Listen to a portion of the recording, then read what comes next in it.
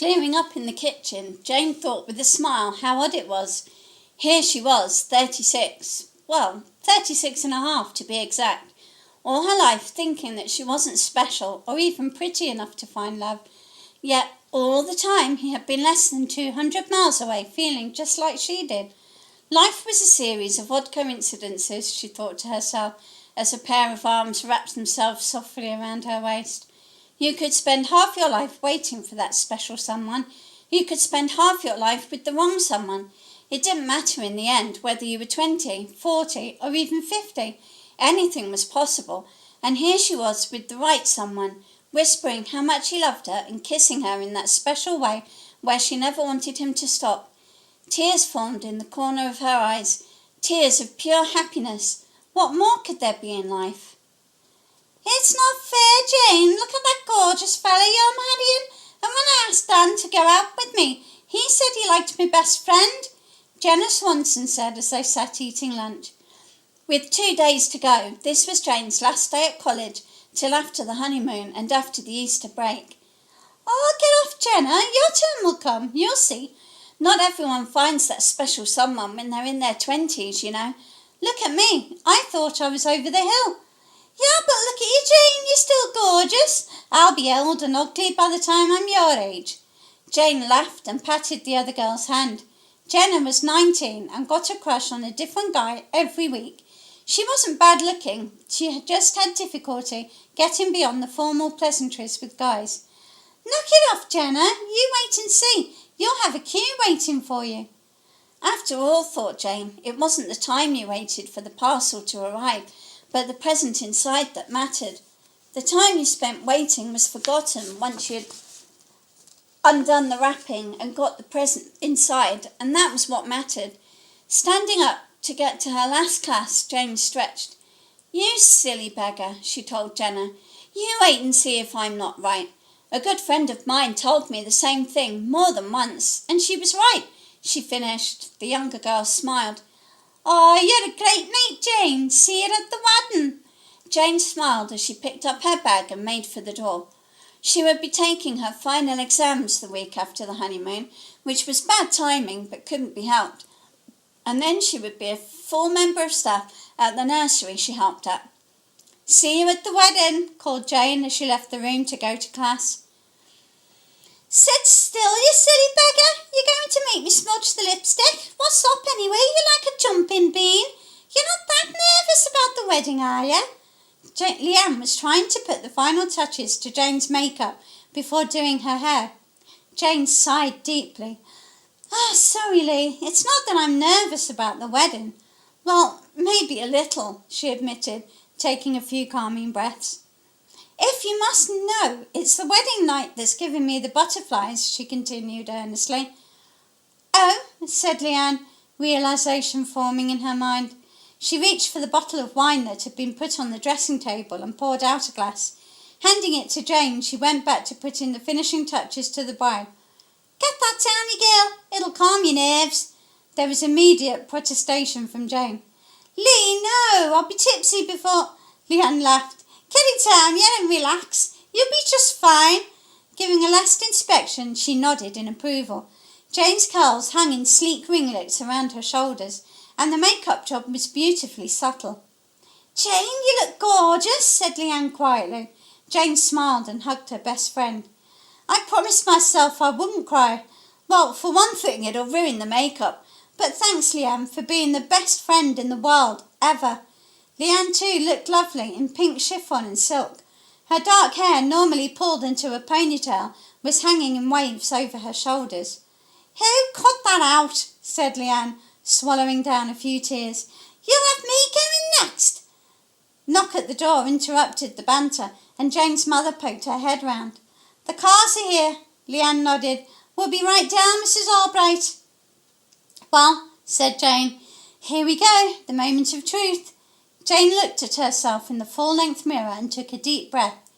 The dress and simple headdress were beautifully elegant, and for the first time in her life she felt like a princess. Her father was waiting in the hall and looked up as his daughter emerged from her room. "Oh, my God, you always were as pretty as a picture, but I tell you, You're more beautiful than a princess." Swallowing hard, he gently reached out and touched her cheek. "I'm so proud of you," he continued, kissing her on the cheek. Jane blinked back a few tears and said jokingly, "We'd better go. We'll both be blubbering wrecks by the time we get there otherwise." "You out of that shower yet, kid?"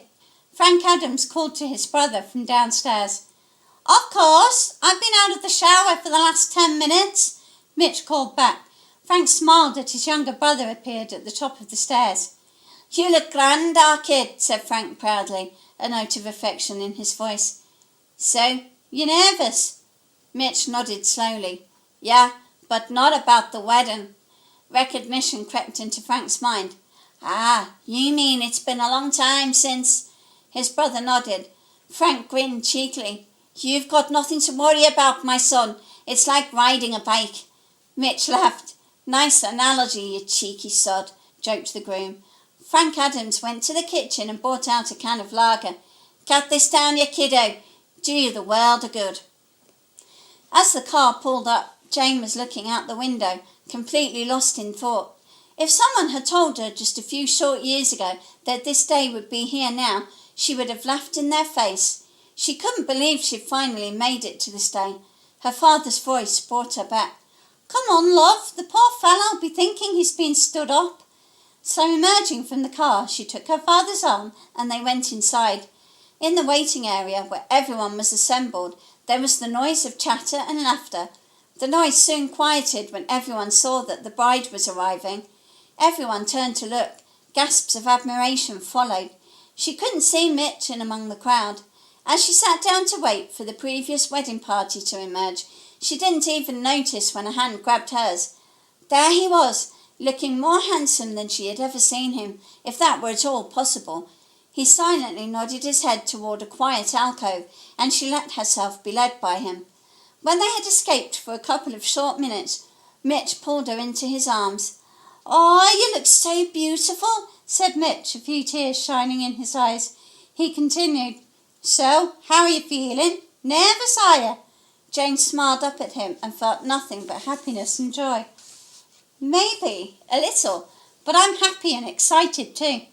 The feeling only intensified when he kissed her deeply. "I love you," he said softly, "and I can't believe you're going to be my wife." Jane caressed his cheek and smiled. This was getting to be a habit today. Maybe she would wake up tomorrow and find that her jaw ached like hell. "I love you too." That made Mitch smile back. "Can I ask you a question? Seeing as we're about to be wed, and I've been curious about it for ages," he said, a touch of mischief glinting in his eyes. "Shoot," came the amused reply. "Was I really the first fella to kiss you?" Jane laughed and nodded. "Well, that is unless you count Tommy Fincher. But then again, we were in junior school, 10 years old, and he used to torment all the girls by forcing them into a kiss chase. We called him Georgie Porgy." They both laughed at that. "I get to be the first and the last. I like that."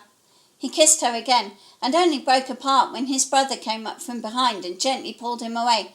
Hey, none of that till after the wedding, thank you. It's bad luck to see the bride before the ceremony, let alone kiss her." Pulling on his arm, Frank took his brother to where their parents were standing, and Jane joined hers. Just then the registrar poked her head around the door. "If you'd all like to follow me," she suggested in a pleasant voice. Stood side by side, they made their vows. "I do solemnly declare that I know of no lawful impediment why I, Jane Margaret Albright, should not be joined in matrimony to you, Mitchell Terence Adams. I call upon these persons here present to witness that I, Jane Margaret Albright, take you, Mitchell Terence Adams, to be my lawful husband." The ceremony had been nice, but she was really looking forward to the blessing at the Anglican Cathedral. After all, she at least wanted to say a silent prayer of thanks for what she had this day. For today, 21st of April 2005, she was at last seeing her life's dream realised, and as Mitch repeated the vows and put the ring on her finger, she silently sent up another prayer of thanks. Standing on the steps of the registry office, the new Mr. and Mrs. Albright, Mr. and Mrs. Adams, were having photographs taken. A short while later, there was to be a small blessing at the Anglican Cathedral, followed by the reception at the Exchange Bar in town. "We did it, kid," said Mitch, when at last the photographer had finished snapping. Jane smiled as he bent down to kiss her before going to the cart that would take them to the cathedral. "We sure did," she replied happily.